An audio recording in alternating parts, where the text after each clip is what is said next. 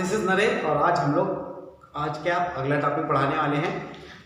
इससे पहले वाला जो वीडियो है वो अजैविक घटक के बारे में, ये है जैविक घटक के बारे में। छोटा ही टॉपिक है, ज़्यादा बड़ा नहीं है।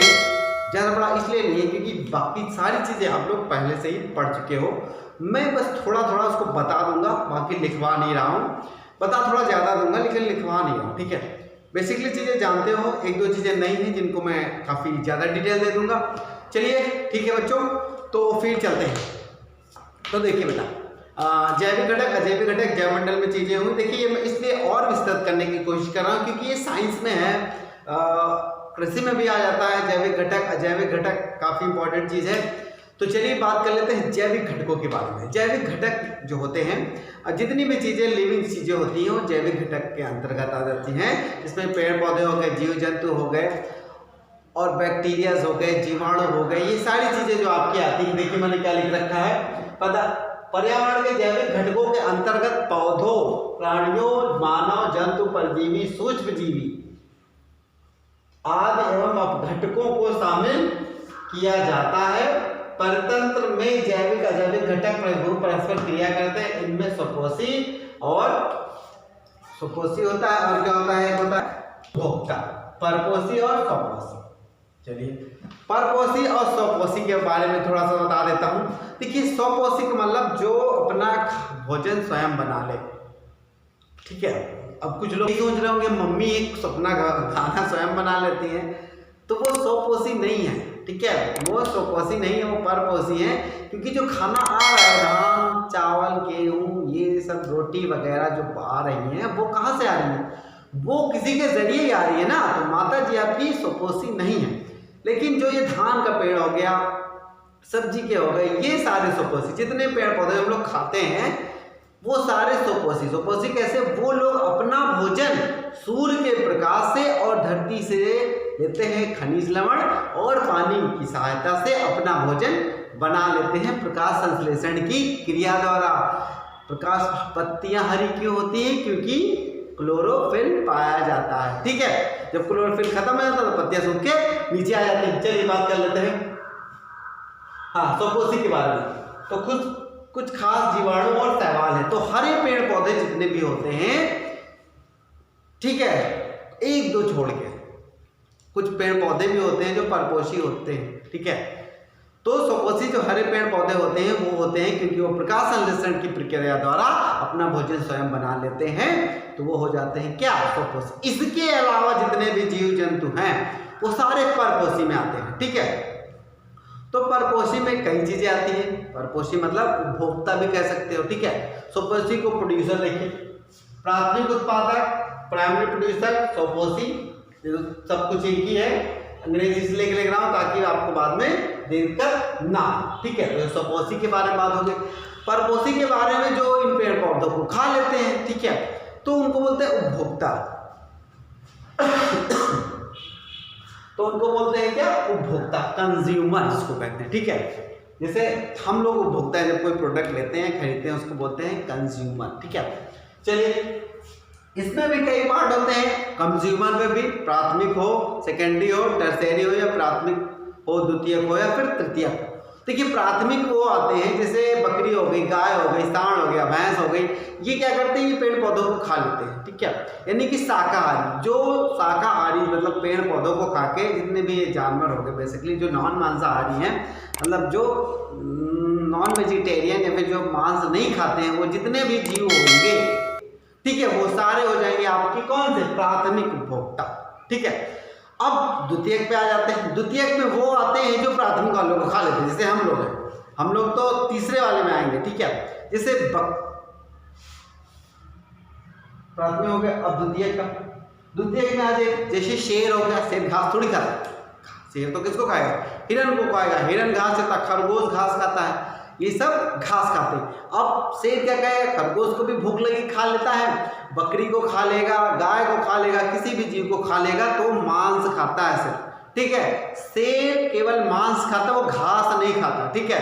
तो जो भी जीव होगा, जो भी जीव केवल मांस खाने वाला, ठीक है, केवल मांस खाने वाला जो जीव होगा वो होगा मांसाहारी, ठीक है। कार्निवोरस हार्बीवोरस, देखिए ये मैंने इसलिए लिख दिया है क्योंकि ये इंपॉर्टेंट है आगे चल के काम। देखिए वोरस सब में लगा हुआ है, ठीक है, वोरस सब में लगा हुआ है, ठीक। ओमनी, कार्न और हार्पी। हार्पी मतलब जो शाकाहारी है, कार्न मतलब वो जो मांसाहारी, ओमनी मतलब जो जिसे तो होते हैं जो सर्वाहारी, ठीक है, तो जो केवल मांस खाएं, ठीक है, कुछ और नहीं खाते मांस के अलावा। जैसे शेर है, मांस के अलावा कुछ नहीं खाएगा तो हो जाएगा मांसाहारी। अब आते हैं आपका ये तृतीयक उपभोक्ता के बारे में, इसको हम लोग सर्वाहारी कहते हैं। देखिए सर्वाहारी में जैसे आपका डॉग हो गया, मांस भी खा लेता है और खाना भी खा लेता है, ठीक है। तो हम लोग हो गए, जैसे इंसान हो गया, नॉन वेजिटेरियन भी खा लेते हैं और वेज भी खा लेते हैं। अभी ये थोड़ी होगा कि आप शाकाहारी हो तो ऐसे थोड़ी है, हम लोग केवल आप बात करें इंसानों के बारे में, उसमें नॉन वेज सब आ जाते हैं, ठीक है।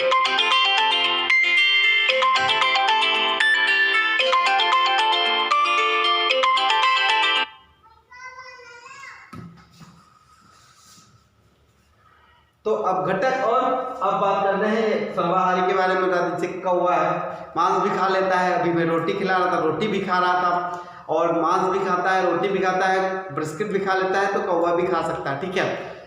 और ये कैसे ऐसे काफ़ी ज़्यादा जीव हैं जो ये सब चीज़ें खा लेते हैं, ठीक है। जैसे फिश हो गई, अभी मेरे वहाँ फिश पली है, जो फिश होती है फिश को भी खा लेती है। अभी मेरे वहाँ जो पली है वो क्या खा रही है, अभी उसको तो मैं दाने डाल रहा हूँ। लेकिन जो समुद्री मछली होती है वो वेजिटेरियन, नॉन वेज, मतलब जो बड़ी मछली होती है छोटी मछलियों को खा लेती है, इवन आदमियों को भी खा लेती है, शार्क मछली होगी तो वो कुछ भी खा सकती है। अब लास्ट में बात कर लेते हैं जिनके बारे में आप लोगों ने काफ़ी कम जाना होगा।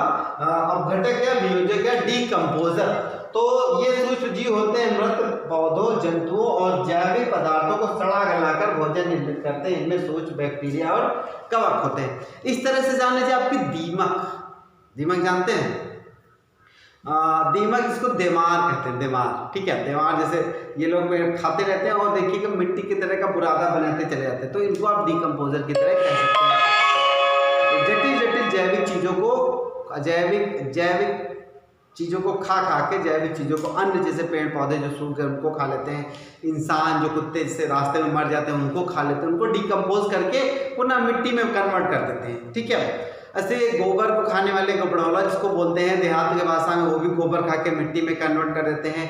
और कुछ जीव जो होते हैं पॉटी खा के वो मिट्टी में कन्वर्ट कर देते हैं, तो उनको आप कह सकते हो डीकम्पोजर, ठीक है, या फिर आप घटक कह सकते हो। तो ये छोटे जो सूक्ष्म जीव होते हैं बहुत ज़्यादा इंपॉर्टेंट होते हैं, ये चीज़ों को सड़ा और गला कर अपना भोजन को निर्माण करते हैं और अपना जीवन जीते हैं। देखिए सब कुछ बहुत ज़्यादा इंपॉर्टेंट है, प्राथमिक, द्वितीयक, तृतीयक भी इंपॉर्टेंट है, और ये उत्पादक, देखिए प्रोड्यूसर भी इंपॉर्टेंट है, सब कुछ एक दूसरे से कनेक्टेड हैं।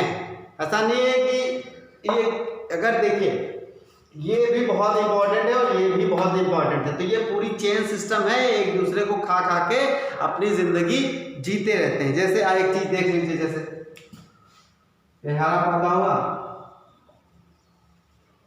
ठीक, हरे पौधे को किसने खाया, हिरन ने खा लिया, ठीक, हिरन के बाद उसको शेर खा लेगा। अब शेर भाई को इंसान तो खाएगा नहीं, तो इसको खा लेंगे अब घटक, ठीक, या फिर ये मरेगा तो इसको कौवे भी खा सकते हैं, ठीक है। इसको मान लो कौवा भी खाया, ठीक, ये कौवा खाया, गिद्ध भी खा सकते हैं इसको। अब लास्ट में अब घटक आ गया, ठीक है। तो इस तरह का चेन बनी, ये आपका आ गया प्रोड्यूसर यानी कि उत्पादक, प्राथमिक उत्पादक, फिर ये आ गया उपभोक्ता, प्राथमिक उपभोक्ता, द्वितीय उपभोक्ता, तृतीय उपभोक्ता, और ये लास्ट में आ गया अपघटक। ये हिरन जो पेड़ पौधे खाएगा, इसके बाद शेर इसको खा लेगा, शेर को जब मरेगा तो इसको कौवे खाएंगे या गिद्ध खाएंगे, जो भी खाए, ये जब मरेंगे, ये डायरेक्ट नहीं खा सकता अपघटक, ठीक है, तो कौवे को खाएंगे ये अपघटक। तो कुल मिला के बन गया मिट्टी में। तो सारी चीजें, जितनी भी चीजें बनी होती हैं लास्ट में मिट्टी में कन्वर्ट हो जाती है, ठीक है। एक चीज मैं बता देता हूँ, मिट्टी से याद आया, देखिए जो पॉलीथीन होती है वो उसकी लाइफ बहुत ज़्यादा होती है, 3 लाख वर्ष तक जीती है पॉलीथीन, जो बहुत तगड़ी वाली होती है। तो इसीलिए सरकार कहती है पॉलीथीन ना बने, क्योंकि जहाँ उसको दफनाया जाएगा या गाड़ा जाएगा तो फिर वो रहेगी, वो खत्म नहीं होती, उसको डिकम्पोजर या फिर घटक उसको नष्ट नहीं कर पाते हैं। जैसे इंसान को जब दफनाया जाता है तो क्या होता है भाई, डिकम्पोजर उसको खा लेते हैं, गल जाती है, गलने के बाद उसको डिकम्पोजर अटैक करके उसको खा लेते हैं। तो बॉडी जो दफनाया जाता है, या फिर कुछ लोग तो कॉफन में भी रख देते हैं, ठीक है। तो ये रहा हमारा आज का टॉपिक। ज़्यादा घसीटने की कोशिश नहीं की है, साइंस की चीज़ इसमें कुछ कोशिश की कि आ जाए, और जो हम ज्योग्राफी कर रहे थे वो तो वही है। तो फिर मिलूंगा एक और वीडियो के साथ। देखते रहिए, दिखाते रहिए और पढ़ते रहिए और नोट्स बनाते रहिए, क्योंकि इसीलिए मैंने लिखना शुरू कर दिया है। और चाहता तो मैं केवल बोल देता, काम हो जाता, मुझे तो याद ही था, मुझे कुछ नया थोड़ी करना था, लेकिन मैंने लिख दिया है ताकि आप लोग नोट्स बनाते रहिए।